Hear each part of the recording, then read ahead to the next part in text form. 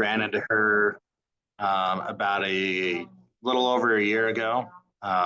As many of you guys that have been with me for a while, we work with a lot of local nonprofits. And as I said in the welcome, I just didn't realize when I started in property management how much on the ground level we were going to be on just social issues and things that people deal with in their lives. And we have to figure out how to, in order to protect your property, find resources to help them when things come up. So that when life happens, they're all of a sudden not on the street. And you're out with additional turnover and different things. So Amanda Wilcock will give a little bit here with Simply a Miracle. They're a nonprofit that specializes in infant law. I don't want to say specializes in infant law. That sounds like really bad, but I don't know other way to say it. Those families that have lost infants. There we go. And miscarriages. So I'll let her explain a little bit about it, but it is a great nonprofit. It's something we've had some of our tenants have to deal with. We were able to refer one on to Amanda, and they're just a fantastic organization. So I'll let Amanda take it from here.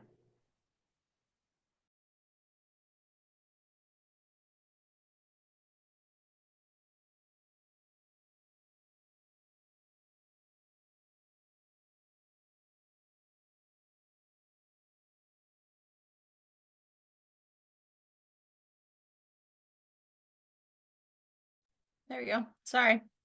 Had to find the unmute button. Thank you so much, Derek. I'm going to share these slides really quick.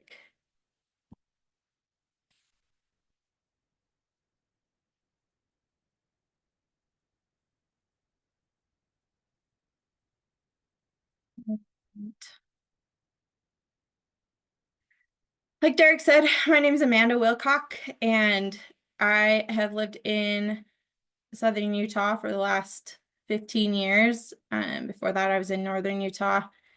Met my husband here in Cedar City, and we got married and have stuck around. And as Derek said, I met him in the last year or so, and it has been a pleasure to get to know him and what he does. And I'm super grateful to be a part of this.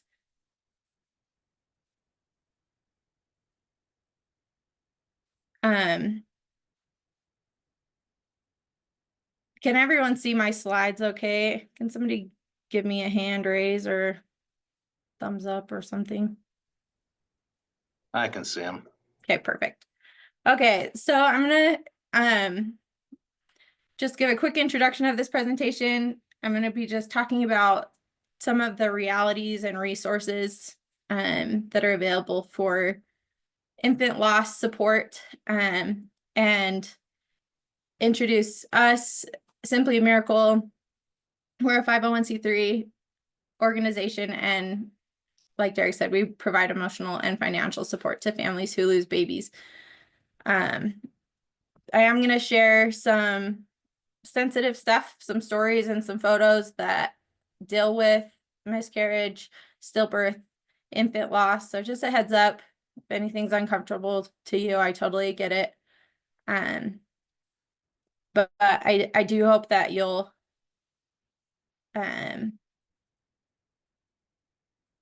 just let some of the stuff that I share go to your heart, I guess, even if it is a little bit uncomfortable. Before I start, I want to let you know I'm talking to you from a few different angles. First off, personally and professionally, I'll share it's really likely that you or someone that you are associated with will experience loss even in the next year. Professionally, you are all business people that are trying to maximize your financial situation, and that's what you're here, the capacity that you're here for. And I also personally have confidence that all of you guys are amazing people that care about others and serving and helping those in need. So I'm going to address each of these angles a little bit. during my presentation in different ways. And I hope that I'm able to connect with each of you in one of these areas at least and provide some value. So this is our story. This is my husband, Adam, and I, and our son, Sam, in January of 2018. After a perfect miracle pregnancy, Sam experienced some oxygen deprivation due to complications with his delivery. And after a life flight transfer and a day in the NICU, we chose to remove life support and to allow him to pass peacefully. And the very next morning, the hospital social worker, who was a wonderful person, handed us a list of funeral home numbers and let us know that we needed to start making some decisions about mortuary services for Sam. As we're sitting there in the hospital holding our perfect baby boy and just so deep in this grief, the very last thing that we wanted to think about was how to afford his afterlife care and bills. And we knew also in that moment that there were other infant loss parents who had much, much worse financial situations. So I want to share a few of their stories. Because of that experience, we started Simply a Miracle, this nonprofit, with the goal of providing support to these families who experience loss. And these are we've worked with hundreds of families since then, and I can't even scratch the surface of what they've experienced and the impact that their stories and their babies have had. But I do want to share just a few about the families that we worked with in the past 6 years. So this is Jackson. His family was the first family that we worked with. And he stopped breathing during a nap when he was 18 months old due to a virus that they didn't know about. And when we met his family, we met them months later, and they had no idea how they were ever going to afford a headstone for his grave. This is Lana. She was born 15 weeks early due to severe preeclampsia, and she lived for 27 days. And when we met her family, it was over a year later. Her dad was active duty military, and they were just slowly chipping away at a collections bill that they had from her birth. So it had been over a year, and they were still dealing with that on top of the grief of their loss. Ollie was an interesting situation that we've actually run into a few times. His parents were young college students that were living in a different state for college. They were living in Georgia, and Ollie was stillborn due to an umbilical cord injury, and they wanted to bury him in Utah, close to family and where they planned to settle down after he finished school. But there was a big added cost for transporting his body back here. And so they were trying to figure out what to do with that when we met them. Brooks was born when he was at 23 weeks gestation, which if you understand, that is extremely early.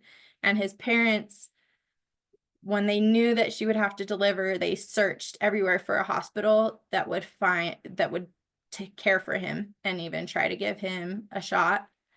And he ended up living for 27 days, which is miraculous. And he passed away. And his parents were uninsured. Which again, if you're familiar with that, you can imagine how scary that is. A month in the NICU with no insurance. And at the time that we were working with them, there were over $500,000 in medical bills that they were looking at. Owen's family is a family we've been in contact with multiple times over their story. Owen was a miracle pregnancy and unfortunately miscarriage at 14 weeks. This was the 5th miscarriage that his mom had experienced, and the 2nd within 1 year. And because of those back-to-back emergencies, they had several thousands of dollars that were in collections when we worked with them most recently. And Georgia's family, Georgia is big miracle. She was born with a condition that didn't even have a name. The doctors called it one in a zillion. So the fact that she made it to her birth and that she lived for a short time was a miracle. And she was just a dream come true for her family. They had waited a long time for her. And her big sisters especially were really excited. Her big sister Lily got to meet her a couple of times during her 23-day life, and this picture was taken the first and only time that her sister Rosie met her. And shortly after this, complications from her heart condition worsened, and she passed away 9 days after this photo was taken. So I've shared these stories, and you probably been able to imagine just the excruciating pain that these families experienced with the death of their babies. We believe that, especially during times of tragedy, that families deserve to love and grieve and heal together without the burden of excessive financial worries. So I want to share a little bit about the part that Simply a Miracle played in these stories now. Like I mentioned, Jackson was the first family that we were able to help our very first year. It was just less than a year after our son Sam was born. We had a fundraiser 5K, and we raised a little over $1,000. And with that money, with those donor funds, we were able to purchase this headstone for Jackson's family. And he just has the most perfect little boy headstone with trucks and blocks, and his family and friends go and visit him all the time. And it's such a special thing to see. Lana's parents, this is our first experience working with a collections company on behalf of a family, and we were able to pay the remainder of their collections bill in full, which, as you can imagine, after a year of chipping away at that, on top of the grief that they're dealing with, it was a big relief for them to be able to move forward without that burden. We were able to work with funeral homes in both states to get Ollie's body transported back to Utah, and he's now buried in northern Utah, where his parents and his baby sister now are able to visit him often. Working with Brooks's family has been a special experience because with such a large bill, there was no way that our financial aid could even make a dent in that. So we focus on walking with them through the process of applying for their hospital's financial aid and other resources that might be available to them, and just kind of being beside them as they figured out payment plans and things like that. When your baby dies, it can be hard to get out of bed, let alone deal with just the complexity of multiple bills and serious bills. So now when we work with families with extensive expenses, we often become somewhat of a guide, just point out options and resources and provide some mental support through that process. And Brooks, his hospital bills were able to be completely forgiven through the hospital financial aid program, and then we were able to step in and cover some bills that weren't covered, like their anesthesiology and their radiology bills. With Owen's parents, as you can imagine, after multiple losses, bills and collections just and they had other living children and bills and financial stresses, and we were glad to be able to step in and cover a portion of their collections bill, and just simplify their situation as much as we could. And that was helpful to them. With Georgia's family, beyond the extensive medical expenses that they were dealing with and that families like hers deal with, we're always just heartbroken for the families that are left behind. And especially siblings. We send care packages to every family that we can, and putting together a special box for Georgia's family was a bittersweet experience.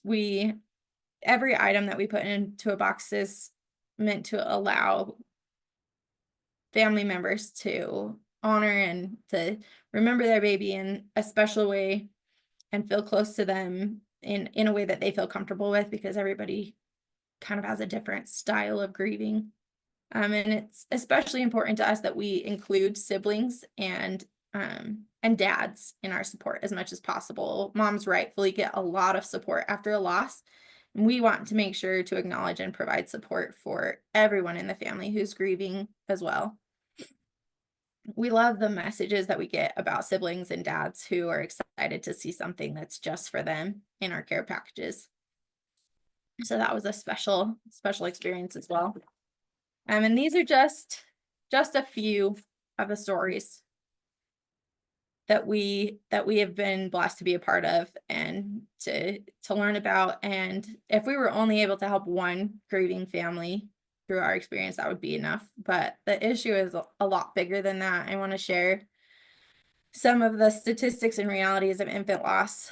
So first I'll mention that some people will differentiate between pregnancy and infant loss, and at Simply a Miracle, we just use infant loss to refer to anything from an early miscarriage to about 1 year are the families that we serve. And infant loss can happen for various reasons, known and unknown. It can be an injury, it can be a medical problem, a genetic condition, accident, anything. So keeping that in mind, the current statistics estimate that 1 in 4 pregnancies end in loss.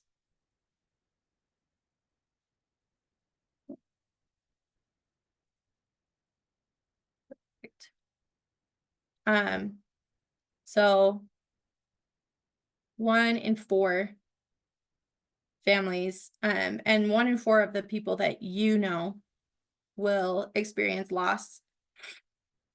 In Utah, we have an average of 250 children that die every year between birth and age 1. And our miscarriage numbers are even more difficult to pinpoint. And miscarriage and stillbirths are about 275 stillbirths in Utah every year. And miscarriage is much harder to pinpoint because a lot of miscarriages happen at home without any medical care received. But there are about 45 live births, if you do the math and figure that between 10 and 25% of pregnancies end in loss, then we can estimate that we're upwards of at least 5,000 miscarriages just in Utah. And Utah, we have a little bit higher birth rate than most states, but the statistics and the seriousness of it hold in other locations as well. So the conclusion here is that the scope of the issue is huge. There are thousands of families that are dealing with this. This is a memorial board that we display at our events, and it has hundreds of names, and there are thousands more.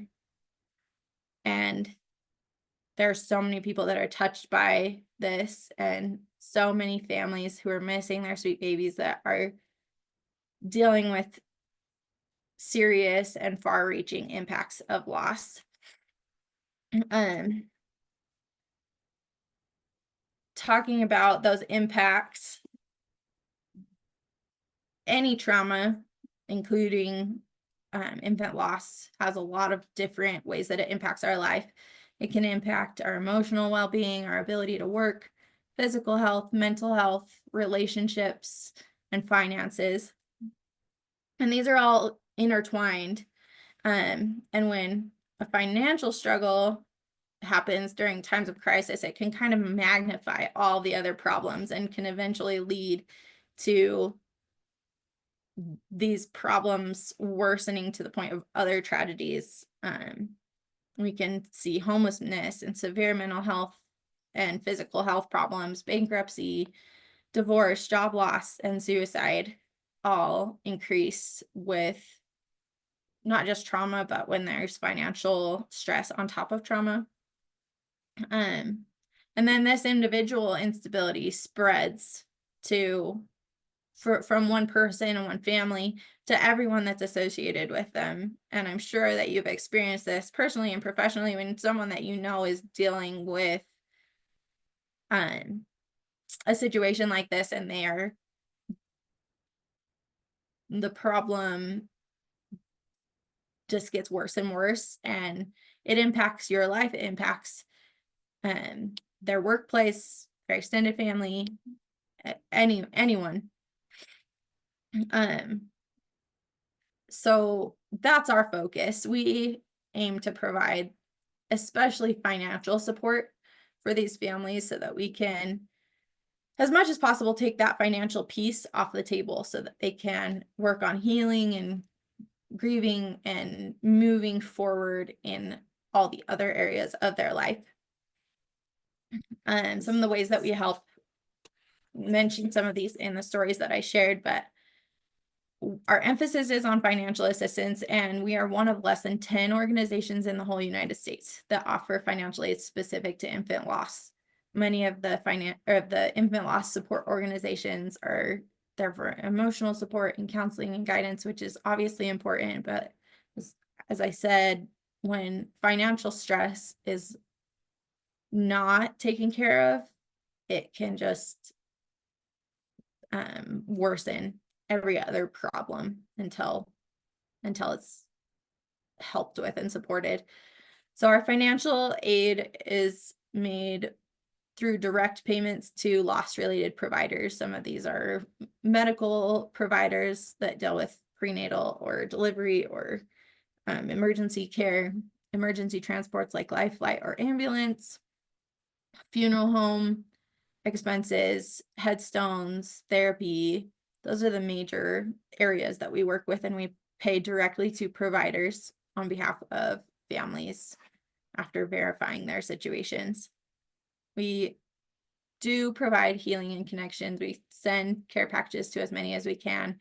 We engage with them in conversation, let them know that they're not alone, and we like to at least once a year have some sort of an event where lost families can connect with each other and heal and move forward that way. And then we do offer that practical guidance. We have gained a really thorough understanding of the financial and emotional process, and to be able to walk beside families as they go through that. Every situation is a little bit different, but it helps so much to have that outside perspective as you're going through that while you're grieving. So I want to bring this back to relevance to you and in your situation, and you're here today as property owners, people who are involved in providing services and the economy and finance and business and all of these things that you have in mind. And a lot of times we think of humanity and business as at odds with each other. And it can feel like, oh, if I am too much on one side, then it's damaging to the other. And the perspective that we've come to see is that these two work together hand in hand. And I've seen this in Derek's work, and I've seen this in other professional situations, that when humanity and business work together, that everything is better. And I'll talk a little bit more about that. So go back to this web. So we know that you're going to be touched by loss in some way, whether that's professionally, personally.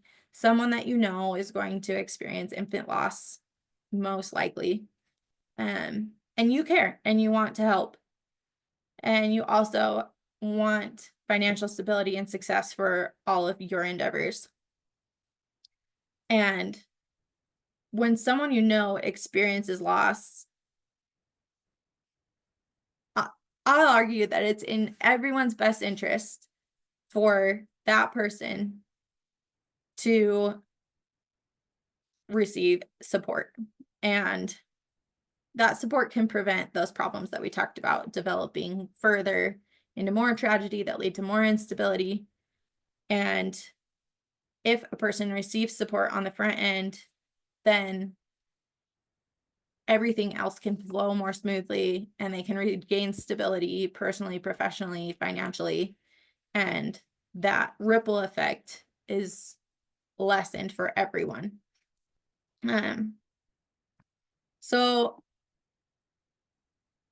it really is in all of our best interests. It's in our communities and our society's best interest to support people as they experience loss and any kind of trauma to prevent these further problems. So what can you do in the capacity that you're here as business owners, as property owners, as friends and family of people who will be affected by loss? First thing that I want you to remember is that there are support and resources available for infant loss families and also for those looking to support them. And so you can move forward with hope that even in this tragic situation, that's obviously a terrible experience, that there is help. There is a way to move forward. You don't have to worry about handling it perfectly. No one does. And especially professionally, if you're willing to patiently work out a solution, it can make a tough situation better for everyone. That humanity and business going hand in hand really does, it works miracles. If you feel drawn to contribute to this cause, if this is something that has touched you, or you feel connected to this, there are other ways to help. And all three of these are things that you can do personally and also encourage others that you work with to participate in, including starting incentive programs or match programs, or just inviting people and sharing the word about it. We are 100% donor funded at this point. All of our operations, all of our programs, so donations of any shape and size are welcome. We're also completely reliant on volunteers. Our events and our day-to-day operations rely on volunteers, so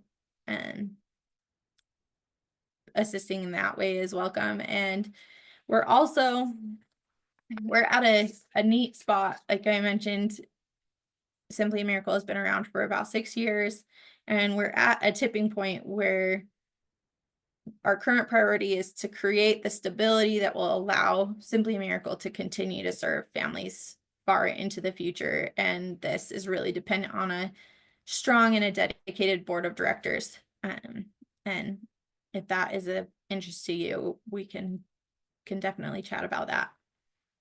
I want to thank each of you for your time. I know that you've got a lot of places that you can be and a lot of things that you're working through. My one QR code didn't work.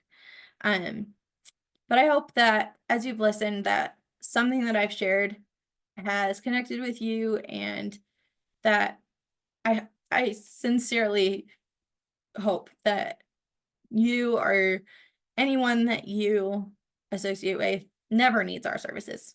But now you know that Simply a Miracle is here if there is a need. And we're ready to support anybody that is touched by infant loss. Thank you, Derek, for inviting me to present. And I'm open to questions if anyone has any.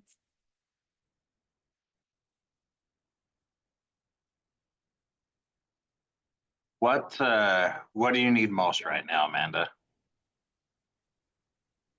It's this balancing effort on three sides. We always have to keep donated funds coming in, and that obviously sustains the work that we do. Sharing the word about the fact that we exist for people who need our services and are looking for ways to be involved in the community is also vital. And that turning point that I mentioned, that we are just trying to create a sustainable board, and take this into something that will be more self-sustaining, and can expand to serve wherever that need is. Those are our three big needs, and I can't quite separate one from the other so far as being the most important. Without any one of those things, everything falls apart. So I know you've walked me through it, but I think one of the hardest things would be how, if someone's in need of this, what's the best way to initiate a conversation to make the connection? yeah, that's a great question. Most of the connections that we make are either a really close family friend or I heard about this person. And in either situation, if someone feels comfortable reaching out to that person that has experienced loss and saying, hey, I know about this organization, I'm so sorry about your baby, and I would love to hear about them. I'd love to, support you, but I also know about this resource that is available. So reaching out personally can work, and then just sharing our information. Sometimes the connection isn't that personal, or you don't feel comfortable or confident in making that personal connection. You're welcome to reach out to us, and we can kind of work backwards and reach out to a person and let them know about what we have available, and just say, hey, somebody let us know that they heard about your baby, and we're so sorry, and here's what we have available, here's how we can help. Either way, just know that your baby matters, and we're here if you need us. And at that point, we'll usually try to get an address and send a care package just to stay front of mind, and then people will reach back out if and when they need our services. So it just kind of depends on how comfortable you are with the person that has experienced infant loss. And we can do it either way. We've connected with people from messages, and just any way, any effort to reach out is usually appreciated by that family, and then we can kind of follow up and share more.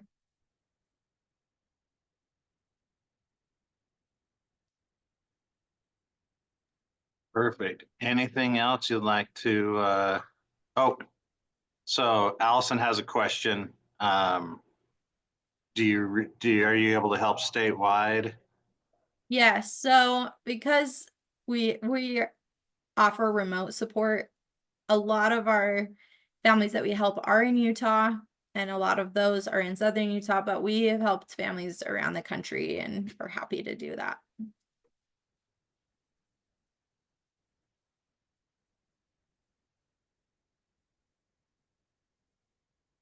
I will also mention another question that we get asked a lot is, it's been a year since like this person experienced a loss. Can you still help them? And we're happy to work with families no matter how long it's been. If there's a cost that's related and it's burdensome to them, then we will do what we can to work with them and to figure out a way to support them, even if it is just that we talk with them through it and provide that emotional support. We're happy to talk with anybody that's experienced a loss, no matter how long it's been. Eh, Thank you, Amanda. I appreciate it. I know it's a hard topic, but sometimes life is hard. So we appreciate what you do, and thanks for being willing to present and participate. Thank you so much, Derek.